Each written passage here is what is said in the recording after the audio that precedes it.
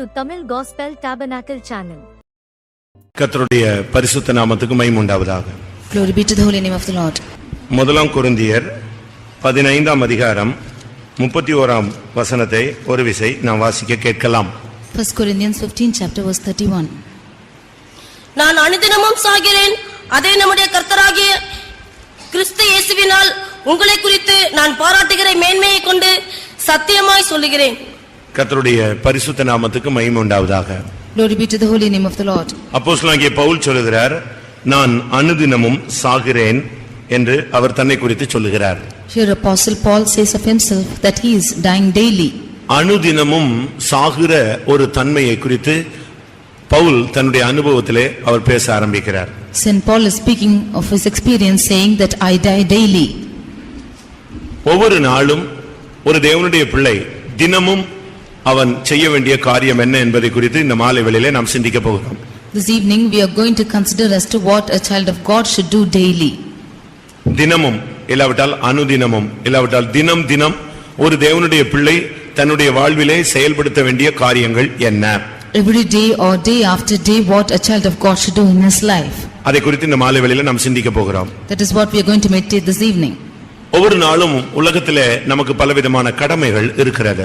Every day we have our duties in this world. வேலைகளிலே சில வேலைகள், வேலை ஸ்தலங்களிலே நமக்கு சில பணிகள் காத்திருக்கிறது. In our work spots we have certain duties kept for us. ஊழியத்திலே ஒவ்வொரு நாளும் நாம் செய்ய வேண்டிய சில காரியங்கள் உண்டு. In the ministries we have to do certain things every day. இவைகளுக்கு மத்தியிலே வேத வசனத்தின் அடிப்படையில் ஒரு ஆவிக்குரிய மனிதன் தினமும் கடைபிடிக்க வேண்டிய சில காரியங்களை நான் உங்களுக்கு சொல்ல விரும்புகிறேன். I would like to state to you as to the things which a spiritual man should do in the midst of all his everyday duties.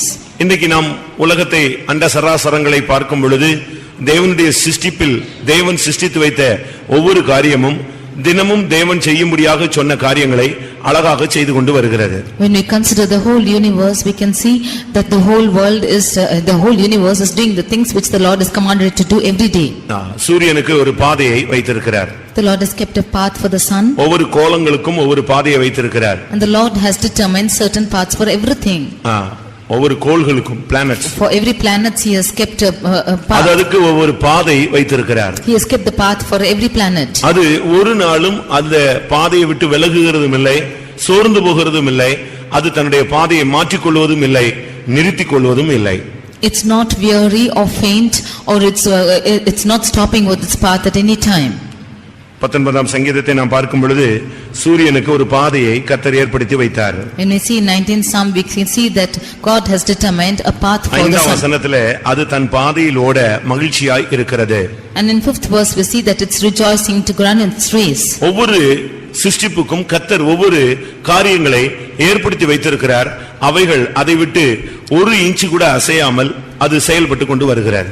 The Lord has ordained certain things for all the creation and without changing its path it is doing its work every day. ஆனால் தேவனுடைய சாயலிலே சிருஷ்டிக்கப்பட்ட மனிதன் மாத்திரமே தேவன் ஏற்படுத்தி வைத்த பிரமாணங்களை விட்டு விலகி போய் கொண்டே இருக்கிறான். But man who is created in the image of God is alone is going transgressing the commandments of the law. வேத வசனத்தின் அடிப்படையிலே பழைய ஏற்பாட்டிலும் புதிய ஏற்பாட்டிலும் ஒரு தேவனுடைய மனிதன் தினமும் செய்ய வேண்டிய காரியங்களை நான் உங்களுக்கு முன்பாக வைக்க விரும்புகிறேன். Under the aspect of the word of God I would like to place before you in the Old Testament and the New Testament what a man of God should do every day. சிருஷ்டிகள் எல்லாம் கீழ்ப்படியும் பொழுது சிருஷ்டிக்கப்பட்ட மனிதன் மாத்திரம் கீழ்ப்படியாதிருந்தால் அது நலமாய் இருக்காது. When the whole universe is obeying, if the man who is created, if he is not obeying, then it's not good. முதலாவது பவுல் சொல்லுகிறார், இந்த மார்க்கத்தில் வந்த பின்பு தினமும் ஒரு மரணம் நம்மை சந்திக்க வேண்டும்.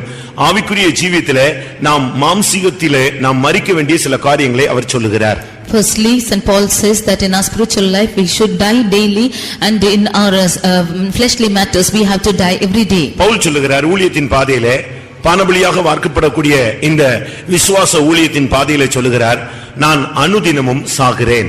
St. Paul says in the ministry or in the path of faith that we live every day, I die daily. அது எப்படி டெய்லி சாக முடியும்? How is that you can die daily? Daily பாவம் உயிர் கொள்கிறது. டெய்லி அந்த பாவத்தை மரணத்துக்குள்ளே நாம் அழைத்து செல்ல வேண்டியது அவசியம். Daily sin is taking its life and we have to take it to its death every day. நமக்குள்ள இருக்கிற சுயம் மரிக்க வேண்டும். The self in us should die. நமக்குள்ள இருக்கிற ஆசைகள் மரிக்க வேண்டும். The desires in us should die. நமக்குள்ள இருக்கிற பெருமைகள் மரிக்க வேண்டும். The pride in us should die.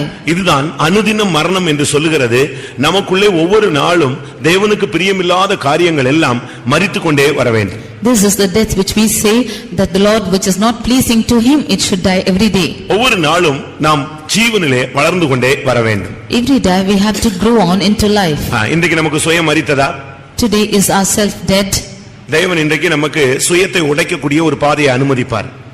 The Lord might admit the path to break ourselves. நம்முடைய ஆசைகளை ஒழிக்கக்கூடிய ஒரு பாதையை அனுமதிப்பார். The Lord might admit a path to destroy our desires. நம்முடைய பெருமைகளை உடைக்கக்கூடிய தாழ்த்தக்கூடிய ஒரு பாதையை தேவன் அனுமதிப்பார். The Lord might admit the path to break or to humble ourselves from our pride.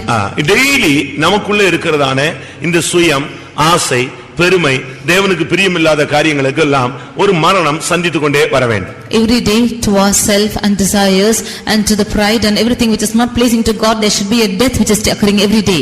நமக்குள்ள அந்த மரணம் வராத பட்சத்துல இந்த மரணத்துக்கு ஏதுவான சக்திகள் எல்லாம் பலன் கொண்டு நாம் மரணத்துக்கு ஏதுவானவர்களாகவே மாறிவிட ஆரம்பிக்க நாம் அப்படிப்பட்ட தன் நிலைமைக்கு தள்ளப்பட்டு விடுவோம். When this death is not taking place, then all the powers which is causing this death will make us to die and we will be pushed into such circumstance. Pavul அனுதினம் மரித்தார், ஆனால் எழுத்தின் பிரகாரம் அல்ல, ஆவிக்குரிய பிரகாரம். Paul died to it, but he not literally but spiritually. ஒவ்வொரு நாளும் அவர் சாகரேன் சொன்னது ஆவிக்குரிய ஜீவியத்திலே உள்ள தோல்விகளுக்கு அவர் மரணத்தை சந்தித்துக் கொண்டே வந்தார். Every day he said, I die daily for all the failures in the spiritual life. இன்னொரு பகுதியில பார்க்கும் பொழுது இயேசு கிறிஸ்துவுக்காக பாடுபட்டு தன்னுடைய சரீர பலனை இழந்து கொண்டே வந்தார். In another angle, he was suffering for the Lord for Jesus Christ and lost his physical strength. ஒவ்வொரு நாளும் இயேசுவுக்காக தன்னை மரணத்துக்கு சமர்ப்பித்துக் கொண்டே வந்தார். Every day he surrendered himself to the death of Christ. அவருக்குள்ள கிறிஸ்துவின் ஜீவன், பரிபூர்ண ஜீவன் பெருகிக் கொண்டே வந்தது. The life and the perfect life of Christ was increasing in him every day. அவர் மரித்தார், கிறிஸ்து அவருக்குள்ள பெருகிக் கொண்டே வந்தார். He died, but Jesus was growing in him. யோவான் ஸ்நானகன் அழகாக சொல்லுகிறார், தன்னுடைய நிலவரத்தை குறித்து சொல்லும் பொழுது, நான் சிறுகவும் அவர் பெருகவும் வேண்டும் என்று அவர் சொல்லுகிறார். John the Baptist, when he says about his experience, he says that he might increase and I might decrease. ஒரு தேவனுடைய பிள்ளையினுடைய ஜீவியத்திலே அவனுக்குள்ளே இருக்கிறதான மாம்சீகத்தின் ஜீவியத்திலே அவனுடைய எழுத்தின் பிரகாரமான வாழ்க்கையிலே அவனுக்குள்ளே இருக்கிற சுயம் ஒவ்வொரு நாளும் சாகணும். In a little man of God, in his fleshly life, in himself should die every day. Ego மரிக்க வேண்டும். Ego should die. நான் என்கிற அகந்தை மரிக்க வேண்டும். The term I should die. நான் என்ற அகந்தை மரிக்காத பட்சத்திலே நாம் அந்த நான் என்கிற அந்த தன்மையிலே போய் கொண்டிருந்தால் ஒரு நேரம் வரும் பொழுது நாம் மிருகமாய் மாறிவிடுவோம். When this pride I will not die, one day we will become a beast. Nebuchadnezzar நான் என்று சொல்லி கடைசியாக இதோ நான் கட்டின மகா பாபிலோன் என்று சொல்லி முடித்த பொழுது கர்த்தர் அவனை மிருகமாக அனுமதித்து விட்டார். Then Nebuchadnezzar said that I have built this great Babylon, and when his eye did not die, the Lord made him into a beast. நமக்கு இன்றைக்கு பெருமைக்கு மரணம் வந்ததா? Today has a death taken place to our pride? ஒரு சிலர்லாம் ரொம்ப பெருமை உள்ளவர்களாக இருக்கிறோம். Some people are too haughty. நம்முடைய உடையில பெருமை இருக்கிறது. We have pride in our நடையில பெருமை இருக்கிறது. We have pride in our walking. நம்முடைய பேச்சில பெருமை இருக்கிறது. We have pride in our talking. நம்முடைய பார்வையில பெருமை இருக்கிறது. We have pride in our sight. ஊழியத்தின் நிமித்தம் நமக்கு பெருமை இருக்கிறது. Because of the ministry we have pride. நம்முடைய சபையை குறித்த பெருமை இருக்கிறது. We have the pride concerning the church. நம்முடைய ஜாதியை குறித்த பெருமை இருக்கிறது. We have the pride concerning the caste. படிப்பு, திறமை, அழகு எல்லாவற்றை குறித்து நமக்கு பெருமைகள் இருக்கிறது. Education and beauty and everything we have pride upon. நமக்கு இந்த நாட்கள்ல ஒவ்வொரு நாளும் நம்முடைய மாம்சத்தையும் அதன் ஆசை இச்சைகளையும் சிலுவையில் அறைஞ்சுக்கிட்டே வரணும். These days we have to crucify our lust and the flesh on the cross. கலாத்தியர் 5ஆம் அதிகாரத்தில் பார்க்கும் பொழுது கிறிஸ்துவினுடையவர்கள் தங்கள் மாம்சத்தையும் அதன் ஆசை இச்சைகளையும் சிலுவையிலே அறைந்திருக்கிறார்கள் என்று 5:24 பவுல் பேசுகிறார். In Galatians 5:24 St. Paul speaks saying that those who are Christ have crucified the flesh with the affection and lust. ஒவ்வொரு நாளும் இதை நாம் சிலுவையில் அறைந்து கொண்டே இருக்க வேண்டும். We have to crucify every day. சிலுவையில் அறையத்தான் ஒரு மரணம் சம்பவித்துக் கொண்டே இருக்கும். Only as long as we are crucified on the cross, death will take place every இயேசு day. கிறிஸ்து சிலுவையிலே தொங்கினார். அந்த சிலுவைக்கு மேலாக ஒரு மேல் விலாசம் தொங்கவிடப்பட்டிருந்தது. Jesus hanged on the cross, and above the cross was an address written. என்ன இருந்தது? What was it? இயேசுவுக்கு இருந்தது, ஒரு பாஸ்டர் சொன்னாரு, இயேசுவுக்கு ஒரே ஒரு பெருமை தான் இருந்துச்சாம். Jesus had only one pride. நீர் யூதருடைய ராஜாவா என்று கேட்டபோது என்ன சொன்னாரா? ஆம், நீர் சொன்னபடி நான் யூதருடைய ராஜாதான். He was asked whether he was the king of the Jews. He said, yes, I am the king of Jews. அந்த வார்த்தையை சொன்னது அதே வார்த்தையை அங்க சிலுவையில நெஞ்சிட்டான், அடிச்சு தொங்க வச்சிட்டாங்க. Even that same word was hanged on the cross. இன்னொரு பகுதியில பார்க்கும் பொழுது, And if you see on the other hand, ஒருவனை சிலுவையில தொங்க விடும் பொழுது என்ன காரணத்துக்காக சிலுவையில தொங்க விடுகிறோம்ங்கறத மேல தொங்க விட எழுதி போடணும். when one is hanged on the cross, it should be written on the cross as to why what's the reason he is hanged for. அதனால தான் இயேசுவின் சிலுவைக்கு மேல INRI ன்னு போட்டுருந்துச்சு, அப்படிதானே? That is why upon the cross of Jesus was written INRI. இன்னைக்கு கூட ஒரு சிலர் எல்லாம் கல்லறையில சிலுவை நாட்டி INRI ன்னு போட்டு வச்சிருவாங்க. Even some of them will put on INRI above the cross. ஒரு சிலர் RIP ன்னு போடுவாங்க. Some of them write it RIP. அது மரியாதையான வார்த்தை, rest in peace. That is rest in peace. ஆனா INRI ன்னு போட கூடாது. But you should not write it as INRI. அது இயேசு ஒரு ஆள் தான் சொன்ன வார்த்தை, நான் யூதருடைய ராஜான்னு. இவனும் யூதருடைய ராஜாவா? And Jesus himself said that I am the king of the Jews and he is not the Jews. I அப்படினா Jesus. I means Jesus. N என்றால் நாசரேத். N means Nazareth. R னா ரெக்ஸ் ன்னு அர்த்தம். R means Rex. ரெக்ஸ் னா king, ராஜா. Rex means king. I ன்னு சொன்னா இதுமேயா. இதுமேயா. I means இதுமேனா ஜூடா. That means Judah. இந்த இயேசு நசரேயனாகிய இயேசு யூதருடைய ராஜா அப்படினு எழுதலாம். This Jesus of Nazareth is the king of the Jews. இதுதான். இத போய் நம்ம ரோட்ல செத்தவனுக்கு எல்லாம் சிலுவையில INRI ன்னு போட்டு விட்டுற கூடாது. We should not put on this INRI for those who are dying on the roads. RIP ன்னு போட்டு வச்சுக்கலாம் ஆறுதலுக்கு. You can write it as RIP for consolation. இயேசுவினுடைய அந்த சிலுவையில கூட அத தொங்க விட்டாங்க, இவர் யூதருடைய ராஜா. Even on the cross of Jesus they hanged it saying that he is the king of Jews. நம்முடைய ஜீவியத்துல நாம் ஒவ்வொரு நாளும் நம்முடைய ஜீவியத்தில் உள்ள தோல்விகளுக்கு இல்லாவிட்டால் பாவ சுபாவங்களுக்கு மரிச்சுக்கிட்டே வரணும். In our life, for the failures and for our sinful natures, we should die every day. ரோமர் 6ல துவக்கத்துல பார்க்கும் பொழுது பாவத்துக்கு மரித்து நீதிக்கு பிழைத்தல்.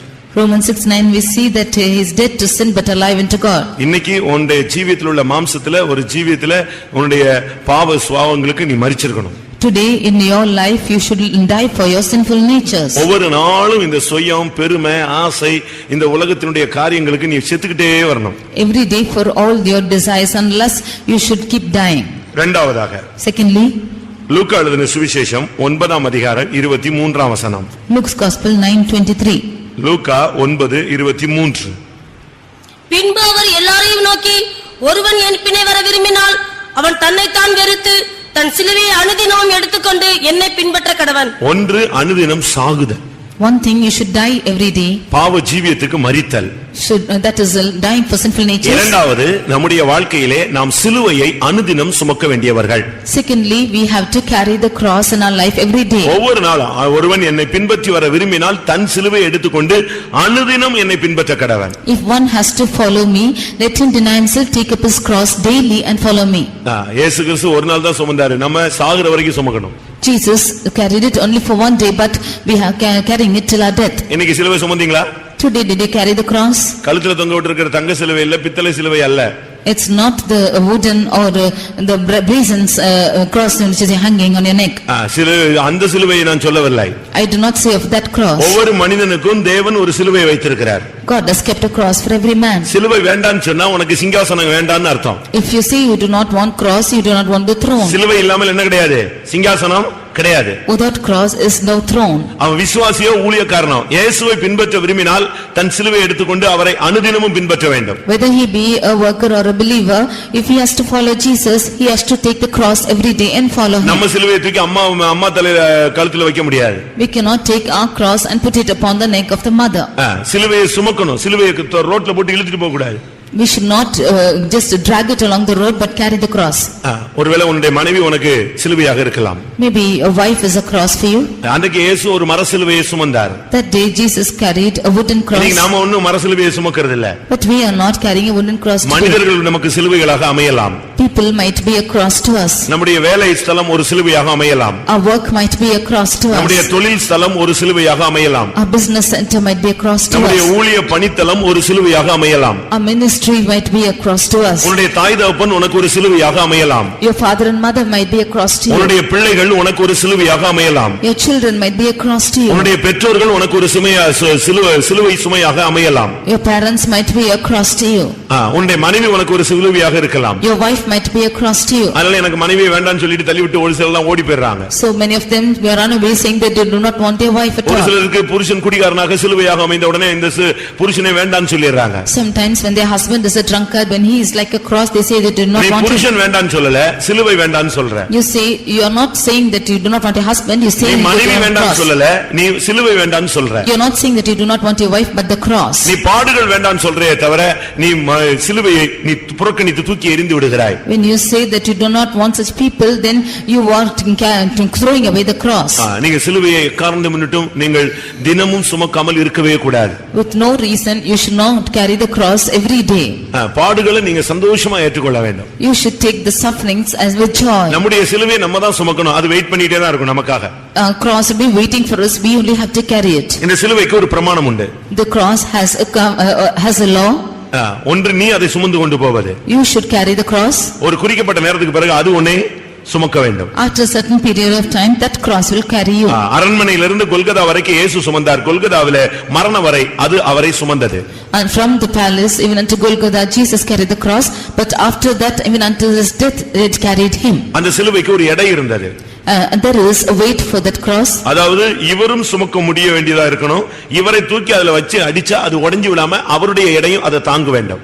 And he should be able to carry this cross, and when this cross is being, when he is laid on that cross should not break. அப்படியானால் உன்னுடைய ஆவிக்குரிய அந்த அழைப்புக்கு ஏற்ற சிலுவை, அந்த வெயிட்டுக்கு ஏற்ற சிலுவை, உன்னுடைய அழைப்பின் வெயிட்டுக்கு ஏற்ற மாதிரி உனக்கு சிலுவையின் வெயிட்டும் இருக்கும். According to the measure or the weight of your calling, that cross will be there. உன்னுடைய அழைப்பு விலையேற பெற்றதாக இருந்தா அதுக்கு ஏற்ற மாதிரி வெயிட் கூடின சிலுவை தான் கர்த்தர் உனக்கு தருவார். ஏனென்றால் நீ பெறப்போகிற நித்திய கனமகிமை அதை விட மகிமையானது. If that cross is if your calling is a precious calling, then he will give a cross according to that weight, because the eternal glory that you are going to obtain. முருங்கை மரத்துல ஒரு சிலுவையை செஞ்சு நீ சுமந்து போறது ரொம்ப சுலபமாக இருக்கும். It will be good that you are making the cross and carrying it. அப்படிதானே? முருங்கை மரத்துல ஒரு சிலுவையை சுமந்துட்டு உன்னை தூக்க சொன்னா நீ அழகா ஒத்த கையில தூக்கி போட்டு போயிட்டே இருப்ப. If you are going to make the cross after the drumstick, then it will be easier for you to carry. ஆனா அதே சிலுவையில உன்னை தூக்கி அடியும் போது அது ஒடிஞ்சு உன்னை குப்புற கீழ தள்ளி விட்டுரும். But when you have to be nailed on the cross, then it will push you down. ஆனபடியால் டெய்லி சிலுவையை கர்த்தர் உனக்கு நியமித்த அந்த பாடு அந்த வேதனை அதை நீ கரெக்டா அழகா நீ சுமந்துட்டே போகணும். Every day sufferings you have to carry, and the cross you have to carry every day. நீங்க பாத்தீங்கன்னா ஒரு சமையல் பண்ணும்போது எல்லாத்துக்குமே ஒரு ரேஷியோ வச்சிருக்காங்க, mixing. When they are cooking, they have a certain ratio of mixing இதுல everything. ஒன்னு கூடும்போது ஒன்னு குறையும் போது எங்கேயாவது ஒன்னு தகராறு பண்ணிக்கிட்டே இருக்கும். When something is increasing or decreasing, some default is taking அதுபோல place. ஒவ்வொரு மனிதனுடைய வாழ்க்கையிலும் இன்பத்தையும் துன்பத்தையும் கர்த்தர் மெஷர் பண்ணி கரெக்டா வச்சிருக்கிறார். அவனுடைய அழைப்புக்கு ஏத்த மாதிரி, இல்லாவிட்டா அவன் போய் சேரக்கூடிய மகிமையை பொறுத்து அவனுக்கு இந்த பாதையில இந்த இன்பம் துன்பம் ரெண்டு இணைந்து வைத்திருக்கிறார். Even so, the Lord has kept the happiness and sorrow to a man in its measure according to his calling that he has obtained. ஒரு சில சிலுவையை வெட்டி எரிஞ்சிடறாங்க. Some of them put away their cross. ஒரு சில சிலுவை வேண்டாம் தூக்கி போட்டு போயிடுறாங்க. Some of them cast it off, saying they do not want. அப்படி நீங்க உங்களுடைய வாழ்க்கையில சிலுவை வேண்டாம், பாடுகள் வேண்டாம், வேதனை வேண்டாம்னு ஒதுக்குனீங்கன்னு சொன்னா மகிமை வேண்டாம், தெய்வீக சிங்காசனம் வேண்டாம், பரலோகம் வேண்டாம்னு சொல்லி நீயே உன்னை புறக்கணித்துக் கொள்ளுகிறாய். If you say that you do not want the sorrows, if you do not want the sufferings, and you cast away this cross, then you yourself are putting away the glory and the heavenly throne that is kept for you. நான் ஏற்கனவே சொல்லி இருக்கிறேன்னு நினைக்கிறேன். I have already said. ஒருவேளை உங்களுக்கு சிலருக்கு தெரிந்திருக்கலாம். And you might also know. ஒரு மனிதன் புறப்பட்டு போனானா. One man went out. அவனுக்கு ஒரு சிலுவை கொடுக்கப்பட்டது. A cross was given to him. இன்னொரு கையில அவனுக்கு ஒரு கத்தியும் கொடுக்கப்பட்டது. And another one's hand a knife was given. அதை தூக்கி கொண்டு போய் கொண்டே இருந்தான். He kept carrying that and அந்த சிலுவை அவனை அழுத்துவது, கொஞ்சம் அதிகமாக அழுத்துவது போல அவனுக்கு தோன்றினது. It seemed that the cross was pressing him hard. இவனுடைய அறிவு சொன்னது இந்த கத்தி எதுக்கு கொடுத்திருக்கிறாரு, weight கூடிச்சுனா கொஞ்சம் வெட்டிரு. His mind said, what is the knife given to you for? If the weight is increased, cut off. அப்பப்போ இந்த எப்பெல்லாம் சிலுவை இவனுக்கு வெயிட்டா தெரியுதோ அப்பெல்லாம் இவன் துண்டு பண்ணிக்கிட்டே வந்தான். Whenever he seen the cross to be heavy, he just cut it off. அதே பாதையில இவனை போல ஆயிரக்கணக்கான ஜனங்கள் சிலுவையை சுமந்து தடுமாறி போய் கொண்டே இருந்தார்கள். In that same path, thousands of people going through with stumbling with their cross. இவனுக்கு கொஞ்சம் வெட்டி கொஞ்ச தூரம் போனா திருப்பி அழுத்துறது மாதிரி இருக்கும், திருப்பி வெட்டுவான், இப்படி கொஞ்சம் கொஞ்சம் கொஞ்சம் கொஞ்சமா வெட்டிக்கிட்டே வந்தான். If it's pressing him hard, he will go a little distant and cut it off. Even so, he was keeping on cutting. ஒரு குறிக்கப்பட்ட இடம் வந்த பொழுது ஒரு பெரிய பிளவு இருந்தது. When he came to a particular point, there was a great break. இப்போ அந்த பிளவை எப்படி தாண்டறது? How can he cross that the division? எங்கேயுமே bridge இல்ல. There was no bridge at all. என்ன செய்ய முடியும்?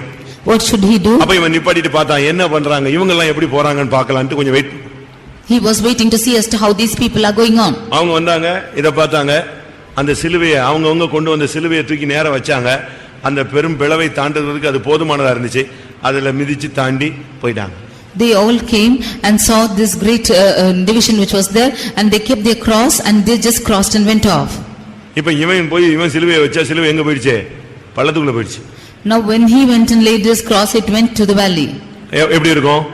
How it would be? கடைசில இவ்வளவு தூரம் பயணப்பட்டு வந்து அவன் அந்த பெரும் அந்த பிளவை தாண்டி போக முடியாமல் பரிதபிக்கப்பட்ட ஒரு நிலவரத்தில் நின்று விட்டான். Now journeying thus far, he was not able to cross that breakage, and therefore he could not go forward. சிலுவை வேண்டாம் என்று நீ ஒதுக்கி விட்டால் உன்னுடைய இலக்கை நீ தொட முடியாது. If you say you do not want the cross, you cannot go and reach your goal. ஒன்று அனுதினம் சாகுதல். One is dying daily. இரண்டாவது அனுதினம் சிலுவையை சுமத்தல். Secondly, carrying the cross daily. மூன்றாவதாக Thirdly, அப்போஸ்தலருடைய நடபடிகள் 2ஆம் அதிகாரம் 46ஆம் வசனத்தை பார்க்கும் பொழுது Acts 2:46. அவர்கள் ஒருமனப்பட்டவர்களாய் தேவாலயத்திலே அனுதினமும் தரித்திருந்து அவர்கள் ஒருமனப்பட்டவர்களாய் தேவாலயத்திலே அனுதினம் தரித்திருந்தார்கள். They continued daily with one accord in the temple. அப்போஸ்தலர் காலங்கள் ஆரம்ப ஆதி அப்போஸ்தல காலங்கள்ல ஜனங்கள் டெய்லி ஃபெய்த்தம் போவாங்க.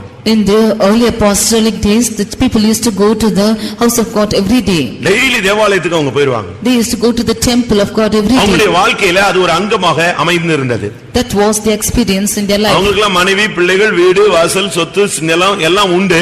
ஆனா இவைகளுக்கு மத்தியில தினமும் ஒரு விசையாவது தேவாலயத்துக்கு போகாம இருக்க மாட்டாங்க. They had their husband, wife, children and their lands and houses, but they will not be without going to the temple. அது தேவனுடைய பிள்ளைகளுடைய ஒரு பழக்கம். That is the practice of the children of God. ஆவிக்குரிய ஜீவியம் நல்லா இருந்துச்சுன்னு சொன்னா டெய்லி ஒருத்தன் தேவனுடைய வீட்டுக்கு வருவான். When you have a good spiritual life, every day you will come to the house of God. அந்த மாசத்துக்கு ஒரு தடவை வர்றது, இல்லாவிட்ட கிறிஸ்துமஸ்க்கு வர்றது, நியூ இயருக்கு வர்றது, ராபோஜனத்துக்கு வர்றது, அப்படி அல்ல. தினமும் நீ தேவனுடைய வீட்டை போய் சந்திக்கணும். Coming once in a month or for New Year or for a communion like this, you should not be like this, but come every day and visit the faith home. தாவீது தினமும் தேவனுடைய ஆலயத்துல போய் ஆண்டவருடைய சமூகத்துல போய் தரிசிச்சிட்டு வருவான். David went every day to the temple of God and he used to see God and come. அவனுடைய மைண்ட் ஃபுல்லா தேவாலயமாகவே இருந்தார். His mind was totally upon the temple of God. நீங்க லூக்கா எழுதின சுவிசேஷத்துல பார்க்கும் பொழுது சிமியோனை குறித்து சிமியோன் என்கிற ஒரு தேவனுடைய மனிதனை நீங்கள் பார்க்கலாம். When you see in the Luke's gospel, we read about a man called Simeon. அவனுக்கு தேவாலயத்தில் இருக்கிறதா ரொம்ப பிடிக்கும். He was always in the temple of God. 2ஆம் அதிகாரத்தில் நாம் பார்க்கும் பொழுது 27ஆம் வசனத்திலே அவன் ஆவியின் ஏவுதலினால் தேவாலயத்தில் வந்திருந்தான். He was with the urging of the Spirit. In Luke 2:27 we see that he came to the temple of God. லூக்கா 2ஆம் அதிகாரத்தில் 37ஆம் வசனத்தை பார்க்கும் பொழுது In Luke 2:37 புதிய ஏற்பாட்டு அன்னாளை குறித்து சொல்லி இருக்கிறது. we see about the New Testament Anna. அவள் தேவாலயத்தை விட்டு நீங்காமல் அங்கேயே இருந்தாள். She was in the temple of God without departing from it. இவர்கள் எல்லாம் தேவாலயத்தில் போன பொழுது இயேசுவை கண்டுகொண்டார்கள். They all went to the temple of God and saw Jesus. ஒரு விசுவாசி ஒரு ஊழியக்காரன் தேவனுடைய மகிமையான வருகையை பார்க்கணும், இயேசுவை பார்க்கணும்னு ஆசைப்பட்டா டெய்லி தேவனுடைய வீட்ல ஒன்ஸ் விசிட் பண்ணணும். If a believer should or the child of God should see Jesus, then he has to visit the temple of God every day. சென்னையில எல்லாம் நான் இருந்திருக்கிறேன். எப்படியாவது டெய்லி எங்கேயாவது சுத்திட்டு வந்து ஃபெய்த்தம்ல தலையை காட்டிட்டு போவான். சோத்திரம் பாஸ்டர் பிரதர் இப்படி வந்தேன் பார்த்தேன். அவனுக்கு அந்த தேவனுடைய வீட்டை பார்க்கணும். I was in Chennai. Somehow he will go around and come and see visit the faith home, and he will say praise the Lord and he will go.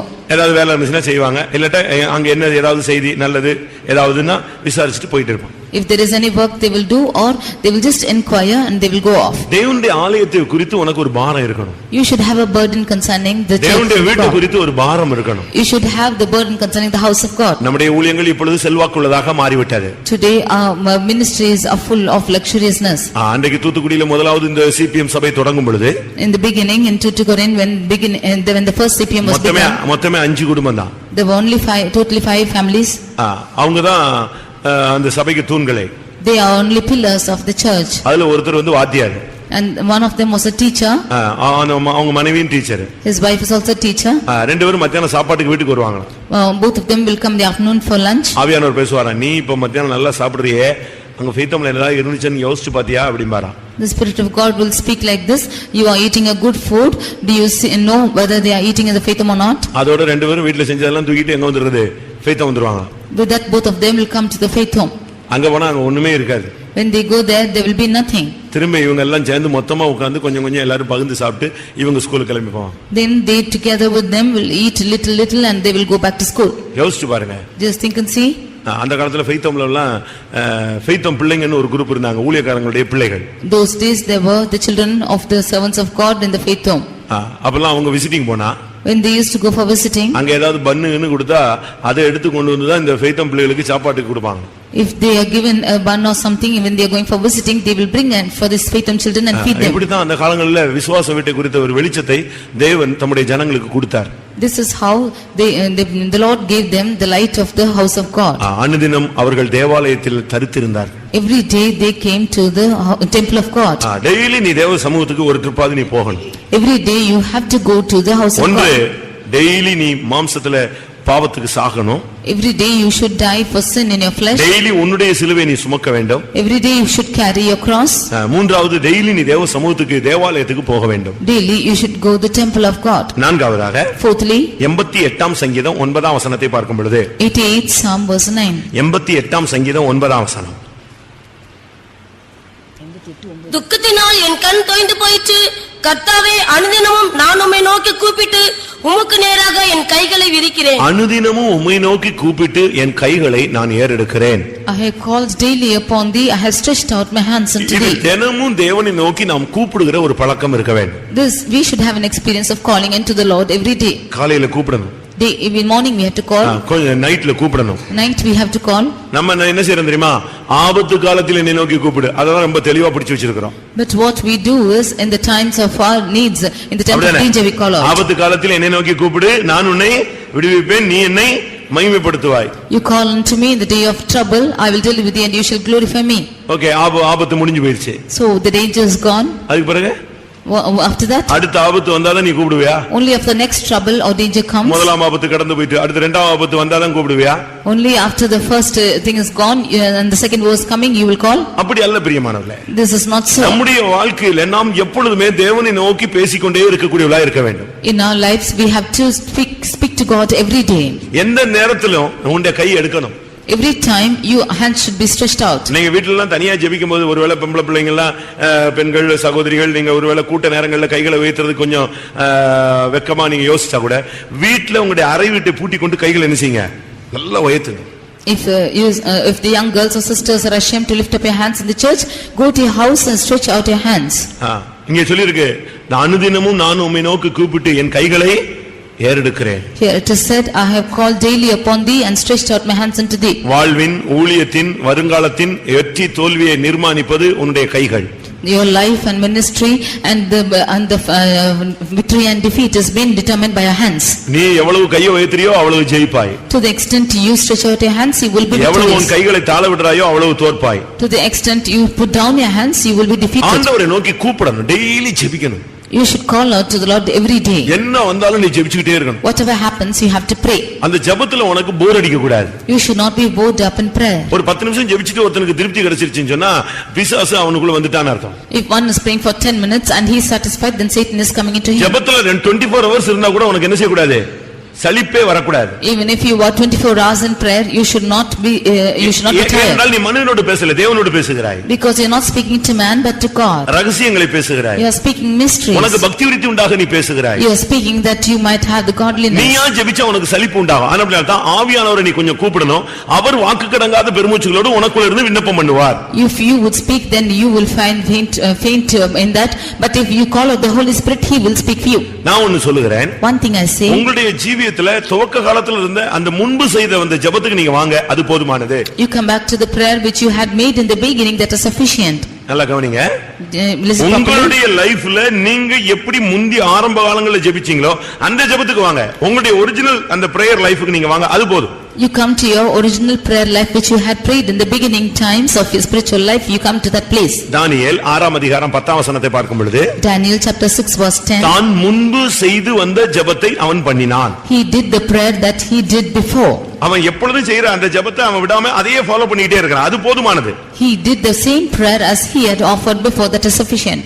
ஜெப வாழ்க்கைக்கு போராட்டம் வரும். There will be striving for prayer. பிசாசுனுடைய போராட்டமே முதல் வந்து உன்னுடைய ஜெபத்துக்கு தான். First struggle of the devil is for your prayer. அதுக்கு தான் உன்னை பலவீனப்படுத்துகிறான். That is why he is making you weak. அதனால தான் ஒரு மனதை கெடுக்கிறான். That is why he is filing one அதனால தான் உன்னை ரொம்ப பிஸியா மாத்தி விடுகிறான். That is why he is making you more busy. நீ முழங்கால முடக்க முடியாத அளவுல உன்னுடைய அலுவல்களை கூட்டுகிறான். He is increasing your duties that you may not bend your knees. யார் மூலமாவது வேலை பளுவை உன் தலையில தூக்கி வைக்கிறான். Somehow he is paying your duties through someone. சரீர பலவீனத்தை உனக்கு கொடுக்கிறான். He is adding to you weakness in your body. கனநித்திரையின் ஆவியின் மூலமாய் உன்னோடு போராடுகிறான். He is giving you the spirit of slumber. சுகபோகத்தின் ஆவியோடு உன்னோடு போராடுகிறான். He is giving you the spirit of luxuriousness. இதனுடைய தாக்குதல் எல்லாம் நீங்க சுற்றி வளைச்சு கணக்கு போட்டு பாத்தீங்கன்னா ஜெபத்தை தான் பாதிக்கும். If you should calculate altogether, it will affect prayer.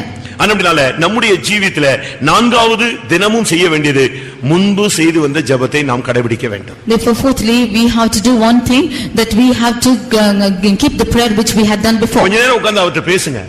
You sit and speak to him. Abraham Lincoln ஜனாதிபதியா இருந்த பொழுது ஒரு நாள் ஆபீஸ்ல அவர் வந்து உட்கார்ந்திருந்தாராம். When Abraham Lincoln was a president, he was in his office one day.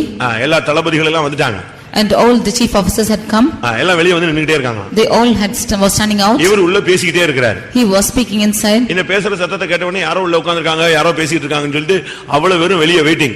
On hearing their voice, they thought somebody speaking inside and waiting outside. கொஞ்ச நேரம் கழிச்சு சத்தம் அமைதியாயிடுச்சு. இவர் மட்டும் தனியா இருக்கிறது போல ஒரு feeling. After some time, it was silent and they felt that he was alone. இப்ப நாங்க வரலாமான்னு இவங்க கேட்டாங்க. Now they asked us to whether they can go. வரலாமே, நான் தனியா தான் இருக்கேன், வாங்கன்னாரு. Now he said, I am alone, you can come. தனியா தான் இருக்கிறார். இவ்வளவு நேரம் பேசிட்டு இருந்தாருன்னு உள்ள போனாங்க. They thought that he was speaking all this time. உள்ள போனா ஒருத்தரையுமே காணோம். Nobody was there. இல்ல சத்தம் கேட்டுச்சு, அதனால தான் நாங்க வெளியே உட்கார்ந்திருந்தோம். They said that we heard a voice that we sat up. காலையில வந்த உடனே நாட்டுல உள்ள இவ்வளவு பிரச்சனையை யோசிச்சு தான் ஆண்டவர்ட்ட பேசிட்டு இருந்தேன் நான். And then he said, as I came in the morning, I was thinking of the problems in the country and spoke to the Lord. ப்ராப்ளம்லாம் இருக்கு, இன்னென்ன இடத்துல இவ்வளவு குழப்பங்கள் இருக்கு, இன்னென்ன தேவைகள் இருக்கு, நாட்டுல இவ்வளவு பிரச்சனைகள் இருக்கு. இத அப்படியே ஆண்டவர்ட்ட உட்கார்ந்து நீங்க யாரும் வரல இல்லையா, அதனால ஆண்டவர்ட்ட பேசிட்டு இருந்தேன்னு சொன்னேன். I was speaking to the Lord about so many problems and struggles and confusions in the country because nobody had come. I was speaking to the Lord. நீ ஆண்டவர்ட்ட ஷேர் பண்ணு.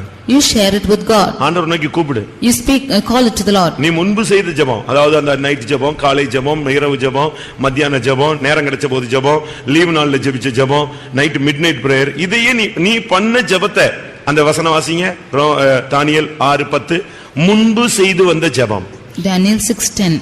தானியேலோ வென்றால் அந்த பத்திரத்துக்கு கையெழுத்து வைக்கப்பட்டதென்று அறிந்த போதிலும் தன் வீட்டுக்குள்ளே போய் தன் மேலறையிலே எருசலேமுக்கு நேராக பலகணிகள் திறந்திருக்க அங்கே தான் முன்பு செய்து வந்தபடியே தினமும் 3 வேளையும் ஜெபம் பண்ணினான். He prayed the 3 times as he had did aforetime. அந்த 3 times prayer அவன் விடவே இல்ல. He did not leave the 3 times of prayer. தாவீது அந்தி சந்தி மத்தியான நேரங்களில் நான் உம்மை நோக்கி கூப்பிடுகிறேன்னு சொன்னான். David said that I call you out in the morning, afternoon and ஒரு நாளில் 7 தரம் உம்மை நான் தியானிக்கிறேன்னு சொல்றான். I meditating upon you 7 times a day. Muslims வந்து 5 நேரம் தொழுகிறாங்க. Muslims are 5 times worshipping. நம்ம எத்தனை தரம் தொழுகிறோம்? How many times are we worshipping? Bible புதிய ஏற்பாடு சொல்லுது 5 நேரம் 7 நேரம்லாம் கிடையாது. இடைவிடாமல் ஜெபம் பண்ணுங்கள். The New Testament says not 5 and 7 times but without நீயே தேவனுடைய ஆலயம். ஏனென்றால் நீயே தேவனுடைய ஆலயம். Because you are the temple of God. நீ ஒரு பலிபீடம். And you are the altar. உனக்குள்ளே அக்கினி அவிய கூடாது. And the fire should not be quenched in you. எப்பொழுதும் உனக்குள்ளே அந்த விளக்கு எரிஞ்சிட்டே இருக்க வேண்டும். And this light should always keep burning in you. இரவும் பகலும் நீ தேவனை நோக்கி கூப்பிட்டு உன் கைகளை தளர விடாமல் அனுதினமும் ஏறெடுத்துக் கொண்டே இருப்பாயாக. You should cry out to the Lord day and night and lift up your hands without ceasing. Daily ஒரு 10 நிமிஷம் கை வைத்து ஜெபம் பண்ணுங்க. You lift up your hands every day for 10 minutes and pray. Daily ஒரு 10 நிமிஷம் முழங்கால் போட்டு ஜெபம் பண்ணுங்க. Every day for 10 minutes kneel down and pray. Daily 10 நிமிஷம் கண்ணீர் விட்டு ஜெபம் பண்ணுங்க. Every day 10 minutes you cry out and pray. Daily 10 நிமிஷம் சபைக்காக ஜெபம் பண்ணுங்க. Every day for 10 minutes you pray for the church. Daily 10 நிமிஷம் உங்க பிள்ளைகளுக்காக ஜெபம் பண்ணுங்க. Every day for 10 minutes you pray for your children. Daily 10 நிமிஷம் உனக்காக ஜெபம் பண்ணுங்க. Every day for 10 minutes you pray for yourself. இப்படி 10 போட்டுட்டே வாங்க. அது பாட்டுக்கு 2 மணி நேரம் 3 மணி நேரம் போயிட்டே இருக்கும். If you keep 10 and 10 minutes like this, it will go on for 2 or 3 hours. நீங்க இத பிராக்டீஸ் பண்ணி ஆக வேண்டும். If you practice like this, it will happen. Daily நீங்கள் முன்பு செய்து வந்த ஜெபத்தை நீங்கள் பண்ண வேண்டியது கடமை. You have to do the prayer which you have did aforetime every day. இன்னைக்கு अनेகர் ஆரம்ப காலங்களில் உள்ள ஜெபத்தை விட்டுட்டு இப்ப ஸ்டைலா 10 நிமிஷம் 2 நிமிஷம் ரோட்ல நின்னுக்கிட்டு ஜெபமிட்டு கிளம்பி போறான். Many of them leave their prayers which they had done before and 2 or 3 minutes even on the road they sit and pray. குளிக்கிறதுக்கு நேரம் இருக்கு, சாப்பிடுறதுக்கு நேரம் இருக்கு, ட்ரெஸ் பண்ண நேரம் இருக்கு, தூங்குறதுக்கு நேரம் இருக்கு. எதுக்கு மட்டும் தான் டைம் கிடையாது? இப்போ ஜெபம் பண்ணதுக்கு மட்டும் தான் இல்ல டைம் இல்ல. They have time for eating, drinking and sleeping, and for everything they have time. Only for prayer they have no time. பிசாசு அப்படி நம்மை மாற்றி வைத்திருக்கிறான். Satan has converted us like this. நான் அனுதினமும் தினமும் உம்மை நோக்கி கூப்பிட்டு என் கைகளை ஏறெடுக்கிறேன். I call out unto thee daily and I have stretched out my hands. எந்த சூழ்நிலையிலும் உன்னுடைய ஜெபத்தை டெய்லி நீ விட்டுறவே கூடாது. டெய்லி நீ அதை ஜெபிச்சிரணும். In all situations you should not leave your prayer, you should pray every day. ஏன்னா வெற்றி தோல்வியில் உள்ள வேதனையும் சந்தோஷமும் உனக்கு தான் தெரியும். Because you only know the joy and the happiness in the victory and defeat. தேவன் நீ ஜெபிச்சியா இல்லையான்னு கேக்குறதை விட உன் மனசாட்சி கேட்கும் இன்னைக்கு நீ ஜெபிக்கலன்னு சொல்லும். More than God asking you whether you prayed or not, your conscience will ask you have not prayed. காலையில எங்கயாவது போய் முட்டிட்டீனா உடனே சொல்லும் பாத்தியா காலையில ஜெபிக்கல பாத்தியா அப்படின்னு தான் சொல்லும். If you go and dash against anything, immediately your conscience will say that you have not அதுவே prayed. உன்னை குத்தி ஊடுருவி ஒரு வழி பண்ணிரும். That itself will pierce you and make you one way. அப்படி ஒரு சான்ஸ்க்கு நீங்க இடம் கொடுக்க கூடாது. Do not give room for such a thing. உங்கள் இருதயமே உங்களை குற்றவாளியாக தீர்க்குமானால் தேவன் அதிலும் பெரியவராக இருந்து உன்னை நியாயம் தீர்ப்பார். If your heart itself is convicting you of your sins, then the Lord being above will judge you. என்னாகமம் 4ஆம் அதிகாரம் 16ஆம் வசனம். Numbers 4th chapter verse 16. நாம் தினமும் செய்ய வேண்டிய 8 காரியங்களை நான் உங்களுக்கு சொல்லுகிறேன். I tell you of 8 things which we have to do every day. தினமும் பிசாசு செய்கிற 2 காரியங்களை சொல்லுகிறேன். I tell you of the things which Satan is doing every day. தினமும் தேவன் செய்கிற 2 காரியங்களை உங்களுக்கு சொல்லுகிறேன். I tell you of the 2 things which the Lord is doing every day. நான் இப்ப 4 நாம் செய்ய வேண்டிய காரியங்களை 4 காரியம் இப்ப நான் சொல்லி இருக்கிறேன். I have told you of the 4 things we have to do. ஒவ்வொரு நாளும் நீ மரிக்க வேண்டியது அவசியம். Every day you will have to ஒவ்வொரு நாளும் நீ சிலுவையை சுமக்க வேண்டியது அவசியம். You will have to carry the cross every day. ஒவ்வொரு நாளும் நீ தேவாலயம் போக வேண்டியது அவசியம். Every day you should go to the temple of God. ஒவ்வொரு நாளும் நீ தேவனை நோக்கி முன்பு செய்தது போல ஜெபிக்க வேண்டியது அவசியம். Daily you have to pray as you had did aforetime. என்னாகமம் 4ஆம் அதிகாரம் 16ஆம் வசனம். Numbers 4:16. ஆசாரியனாகிய ஆரோனின் குமாரன் எலியாசார் விளக்குக்கு எண்ணெயையும் சுகந்த தூப வர்க்கத்தையும் தினந்தோறும் இடும் போஜன பலியையும் தினந்தோறும் இடும் போஜனம் பலி. Daily meat offering. ஒரு ஆசாரியன் என்று சொல்லுகிறவன் தினந்தோறும் போஜன பலி செலுத்த வேண்டும். A priest should offer meat offering every day. வெளிப்படுத்தல் 1ஆம் அதிகாரம் 6ஆம் வசனத்தின்படி நாம் ஒவ்வொருவரும் ஆசாரியர்கள். Revelations 1:6 we are all the priests. இயேசுவின் இரத்தத்தினால் கழுவப்பட்ட ஒவ்வொருவரும் ஆசாரியர்களே. We have been washed by the blood of Christ, you are all priests. இயேசுவின் இரத்தத்தினால் கழுவப்பட்ட ஒவ்வொருவரும் டெய்லி போஜன பலியை செலுத்த வேண்டியது அவசியம். Then all those who have been washed by the blood of Jesus should every day may offer this meat offering. அது என்ன போஜன பலி? What is this meat offering? போஜன பலி என்பது தேவ சித்தத்தை காண்பிக்கிறது. Meat offering shows the will of God. ஒவ்வொரு நாளும் ஒரு தேவனுடைய பிள்ளை தேவ சித்தம் இன்னதென்று பகுத்தறிந்து அதை செயல்படுத்த வேண்டியது அவசியம். Every day a child of God to discern what is the will of God and have to do it. நன்மையும் பிரியவுமான பரிபூர்ணமான தேவ சித்தம் இன்னதென்று நீங்கள் முதலாவது பகுத்தறியுங்கள். You have to discern what is good and perfect will of God. ரோமர் 12ஆம் அதிகாரம் 1ஆம் வசனத்தில் நீங்கள் இதை பார்க்க முடியும். Romans 12 chapter verse 1 we can see this. உங்கள் 2ஆம் வசனத்தில் நாம் பார்க்கும் பொழுது verse 2. நன்மையும் பிரியமும் பரிபூர்ணமான தேவ சித்தம். What is good and acceptable and perfect will of God. இயேசு சொன்னார் நான் ஒரு போஜனம் எனக்கு ஒரு போஜனம் ஆயத்தமா இருக்கிறது என்று சொன்னார். Jesus said that I have a meat prepared for me. தேவ சித்தம் செய்கிறதே என்னுடைய ஆகாரம் என்று சொன்னார். To do the will of God is my meat. அப்ப தேவ போஜன பலி என்று சொல்லுகிறது தேவ சித்தத்தை காண்பிக்கிறது. Meat offering shows the will of God. அப்ப இன்னைக்கு நம்ம தேவ சித்தம் செய்தோமா? Today have we done the will of God? இந்த சரீரம் எதுக்கு கொடுக்கப்பட்டது தெரியுமா? What is this body given for? இதோ ஒரு சரீரத்தை நான் உமக்கு ஆயத்தம் பண்ணுகிறேன். இதோ உம்முடைய சித்தம் செய்ய வருகிறேன். Behold, I have kept a body for you and I come to do your will. இந்த சரீரம் நமக்கு ஆயத்தமாக்கி கொடுக்கப்பட்டதுக்கு காரணமே தேவ சித்தம் செய்ய முடியாது. The reason for this body being prepared for us that we ஒரு might do the will சரீரத்தை of எனக்காக God. ஆயத்தம் பண்ணினீர் உம்முடைய சித்தம் செய்ய வருகிறேன். You have prepared a body for me and I come to do your will.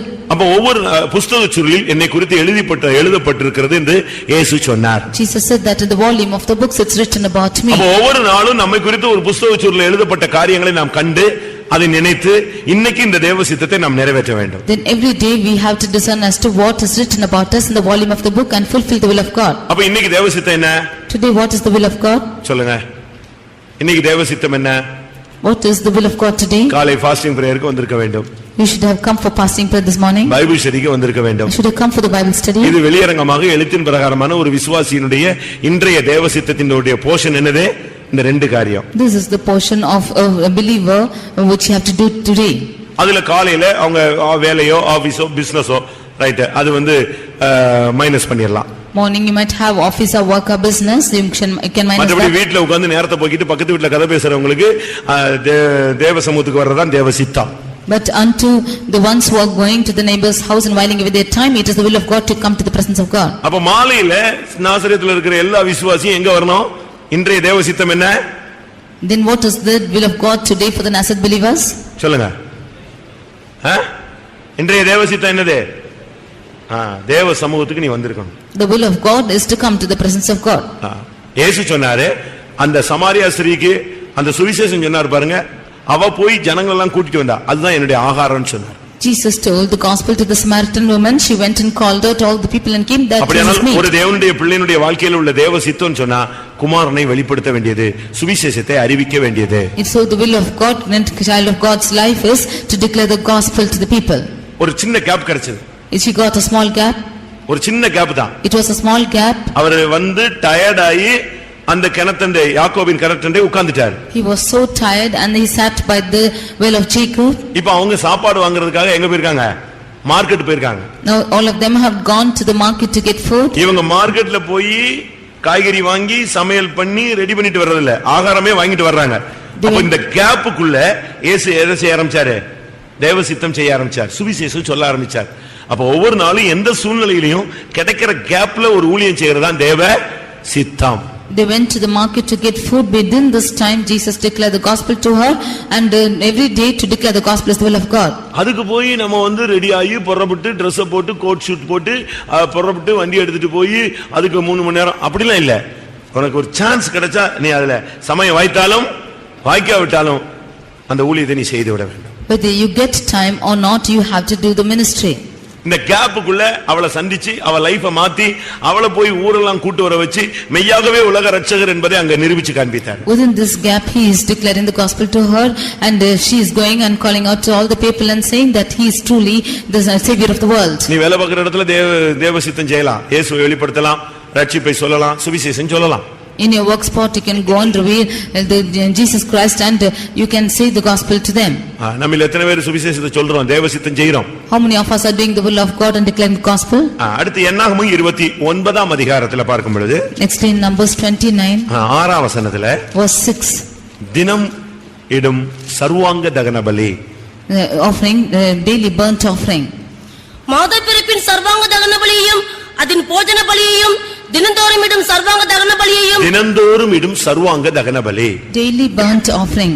Daily ஒன்னே நீ சமர்ப்பிக்கணும். You have to offer yourself every day. காலையில எழும்பின உடனே கர்த்தாவே என்னுடைய ஆவி ஆத்துமா சரீரத்தை உம்முடைய கரத்துல ஒப்படைக்கிறேன், தேவ சித்தத்துக்கு புறம்பான எந்த அனுபவங்களும் என்னுடைய வாழ்வில் அனுமதிக்கப்படக்கூடாது. Every day in the morning you should surrender your body, soul and spirit. All that is contrary to the will of God, nothing should be admitted in my life. Night தூங்கும்போது ஒரு ஜெபம் பண்ணணும். In the night before you sleep you have என்னுடைய to pray, ஆவி ஆத்துமா சரீரத்தை உம்முடைய கரத்துல ஒப்புக்கொடுக்கிறேன். I yield my body, soul and spirit into your hands. சர்வ அங்கத்தையும் ஒப்புக்கொடுக்கணும். And all your members you should yield. உச்சந்தல்ல இருந்து உள்ளங்கால் மட்டும். From your head even to your foot. இன்னைக்கு எங்கேயாவது நம்முடைய அவயவத்துல தவறு நடந்திருக்கா?